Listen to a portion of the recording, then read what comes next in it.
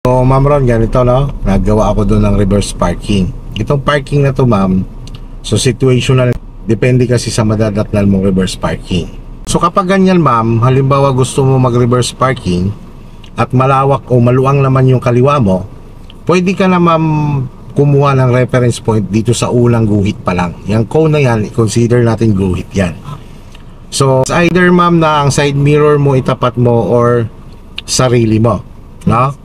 So doon sa maluwag, pagtapat ng side mirror mo sa unang guhit, kabig ka lang sagad sa kaliwa o forward kang kaliwa, antayin mo mag-straight. Ibig sabihin titigil ka na parehas mong makita mo yung guhit sa kalang side mirror, makita mo naman yung guhit sa kaliwang side mirror. Yun yung isang sitwasyon, no? Ngayon naman, dahil dyan sa sitwasyon na ating kinatatayuan ngayon, hindi natin pwede gawin yon.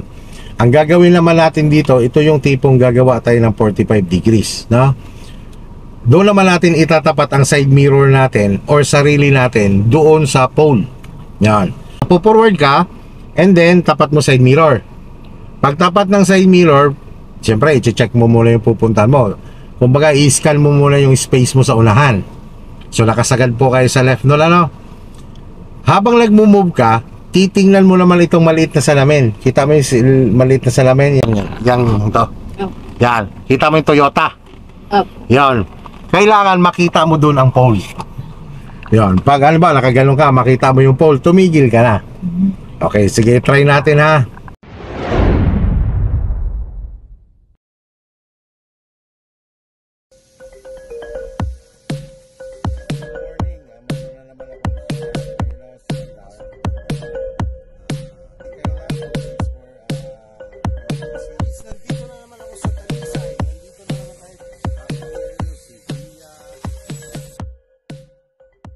Sige, tara move. Tapos ang spacing mo, kailangan huwag ka sobrang dikit sa parking, no? Kumbaga at least huwag sobrang malayo din, yan, sakto lang. Yan, ganyan position. Una mong gagawin, try natin yung side mirror ang itatapat. Sige. Yan, tumapat. Okay, sagad sa kaliwa. Titingnan mo ha, depende mo yung sa unahan mo. Sige, forward. Sige lang, forward lang. Tingnan mo yung salamin, nakikita mo yung pole? Okay, stop, nakita mo na. Okay, lagay si hazard, no? Lagay si reverse. Okay, ngayon, sagad naman sa right.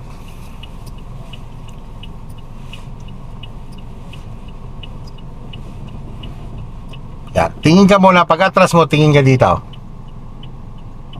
Yeah, bitaw lang sa brake. Sige lang, pasok. Di ba? Maluwag. Mag-focus ka ngayon sa kaliwa mo kasi yan ang hindi mo nakikita. Sige.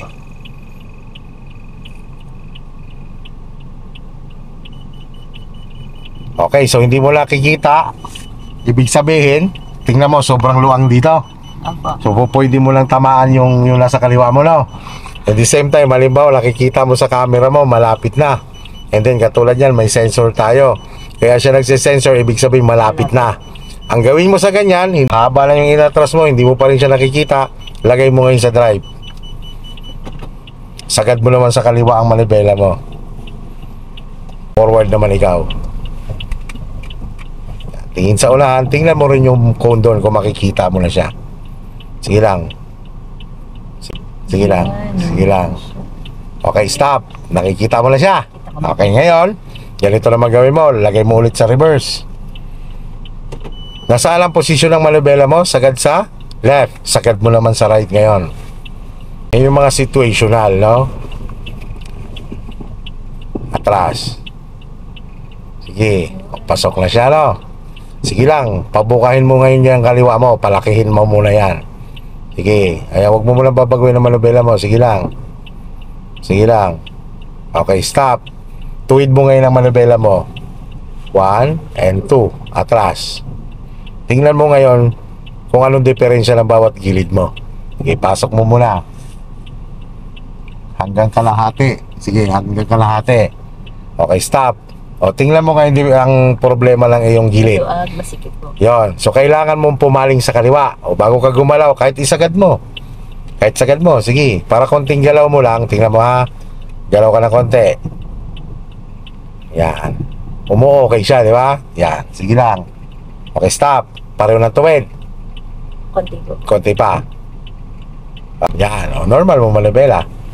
1 and 2. O, atras. Okay. Okay, stop. Ito naman, pag lalabas ka naman sa ganitong parking, may mga katabi kang kotse. Ang pinaka-safe, Ma'am Ron, labas mo sarili mo sa unahan nila bago ka kumapit. Pinaka-safe yun. Katulad ngayon, ito yung pagbasihan mo kasi ito yung nakikita mo, di ba? O, itapat mo sarili mo dyan bago ka kumabig pa kaliwa.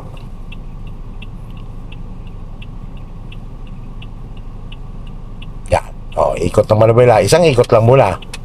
Pag move dagdag, yan. Tingnan mo gilid mo, nasasagi mo ba siya? Yan. Yun ang pinaka-safe dyan. Ano?